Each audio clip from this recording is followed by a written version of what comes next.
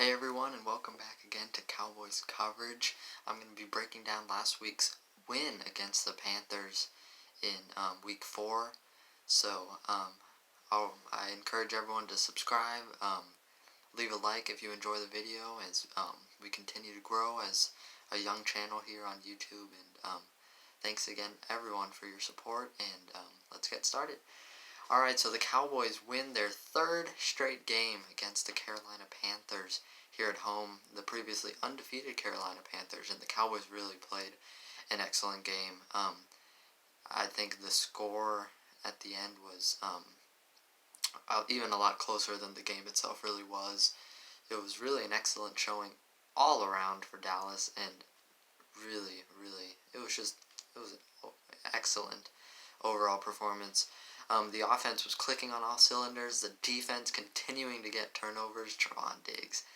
And special teams even looked a little bit better. So I'm going to be breaking it all down. And so here we go. So I'll start with Dak Prescott. Again, he wasn't forced to carry the offense. And I think that's something key that we've seen ever since the Buccaneers game. He's not having to throw for over 400 yards a game.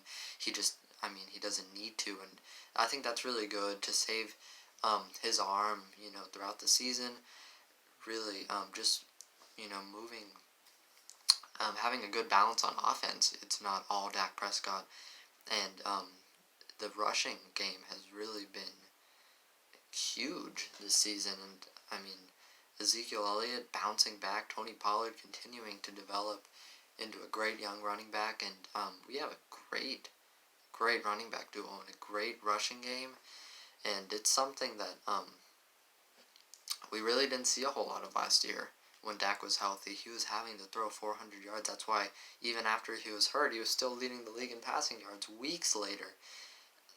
That's, obviously a great stat, but that's not what you want. You don't want the offense so heavily relying on Dak Prescott in the passing game, and it's really been awesome just to see the rushing game develop the way it has, and really shouldering some of that load off of Dak Prescott. And the throwing game, Dak's been great though. He only had a handful of incomplete passes. He threw 4 touchdowns, no interceptions. It was a great showing for him. He did everything he needed to do. And again, Ezekiel Elliott, he's one of my players of the game. He was my single player of the game last week. He had 42 yards, over 7 yards a carry, and he was just awesome. He had a touchdown too, and just a great game for him, and a great season so far for Zeke. He's 4th now in the NFL in passing yards. Obviously a tough week 1 in a tough matchup against the Bucs, but ever since then he's been clicking. I don't think we'll ever quite see the 2016 Ezekiel Elliott again, but this is the best we've seen of him in a long time. In fact, his longest run on that nearly 50-yard carry since his 2016 rookie season. So excellent to see Zeke bouncing back. You love to see it. Tony Pollard, another good game, had around 60 yards, I think. So he's not slowing down either. And for the rest of the offense, Cooper fought through that hamstring injury, still had a solid 69 yards. CeeDee Lamb didn't do a whole lot. He hasn't quite had the same amount of targets as earlier in the season, but hopefully he can continue to get back on track. He has the talent to do it. He just needs more balls going his way, and he's going to make some special things happen. So, not much of a concern there. But Cedric Wilson, I just want to say what an excellent job he's done filling in for Michael Gallup. I can't wait to see Gallup back. He's eligible to return this week, but I think it'll still be a week or 2 before we see him. But Cedric Wilson's been really consistent this whole time. He had that one deep pass, that spin move around for an excellent touchdown. He was great. So it's really good to see him stepping up in Michael Gallup's absence, and really good not only for the wide receivers but the tight ends. Dalton Schultz has been excellent the last few weeks. You might want to consider picking him up in fantasy football.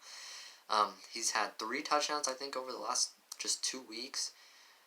Great receiving yardage, and also Blake Jarwin has, he's taken more of that second tight end role with Schultz emerging last season, but Jarwin had a nice catch and touchdown as well. He's really looked like he's bouncing back, and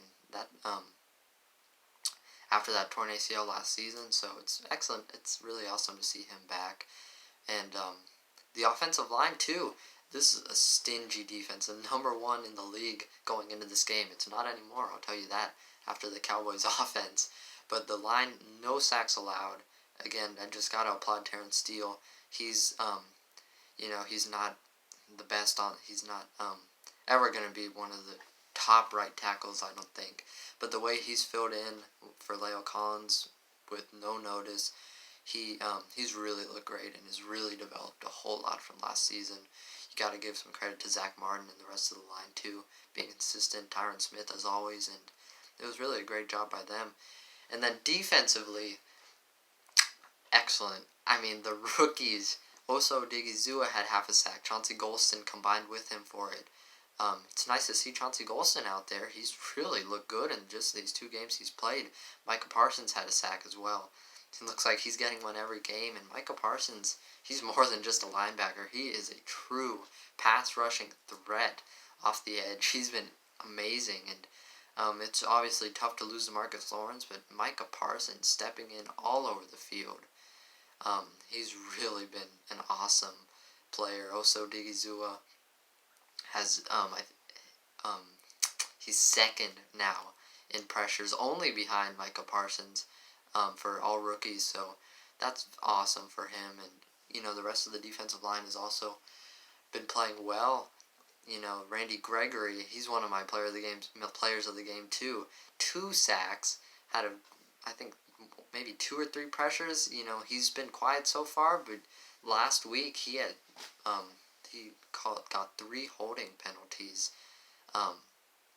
called on the offense when they were trying to block him. So he really showed out this week and really filled up the stat sheet to prove it. So an excellent game for him. The linebackers were steady, pretty solid. Leighton Van Rush and Jalen Smith continuing to kind of climb back into form.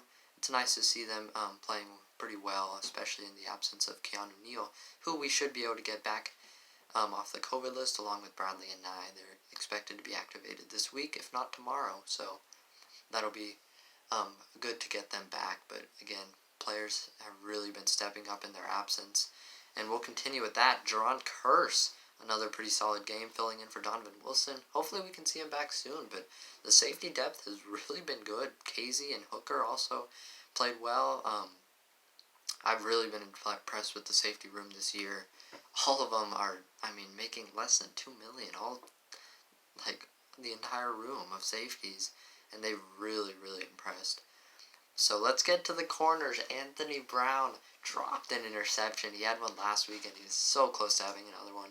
He was pretty solid, not perfect, but for Anthony Brown, especially after the rough start to the year, he played all right. Jordan Lewis had some good pass breakups. So he was pretty solid. Maurice Kennedy came in later in the game. He got beat quite a bit. He's, more of a slot cornerback, and he struggled a little bit, but that was just because Trevon Diggs was getting some rest on the sidelines. But let's get to it. My player of the game, Trevon Diggs. He is absolutely amazing. He's a stud. I was so happy when they drafted him last year in the second round. It was a steal, but I didn't know it was this much of a steal. He leads the NFL now in interceptions with 5. He had a pick 6 last week, 2 interceptions today.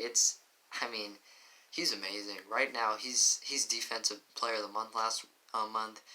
He's Defensive Player of the Year for me right now. I know it's early, but right now, he's the front runner. He has more interceptions than almost every team, all but I think 3, and one of them is the Cowboys. So he's been absolutely amazing. Has more interceptions than the entire NFC East combined. There's a note for you. So, really awesome to see him.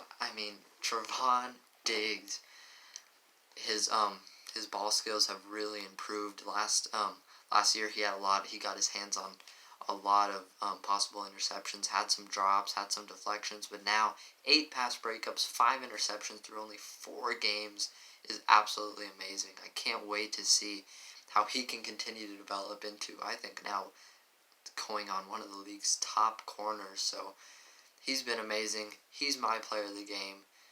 and I just can't wait to see what he continue to do. We'll go to special teams really quick. Not a whole lot there, but nothing went wrong. No extra points were missed. No field goals, I think, were even attempted, so that's something you like to see. We all like to see as fans, so that'll wrap it up for us today. Let me know how you feel, your reaction to the game. Again, an excellent win for the Cowboys. Really an explosive game offensively against the NFL's top defense. So, great game, knocking off the undefeated Panthers. And I know in my power rankings, the Cowboys are shooting past the top 10. They're going to keep going up. They are legitimate contenders this year. We have the Giants next week. Can't wait to see. And, we'll see. I'll see you guys next time. And go Cowboys, baby.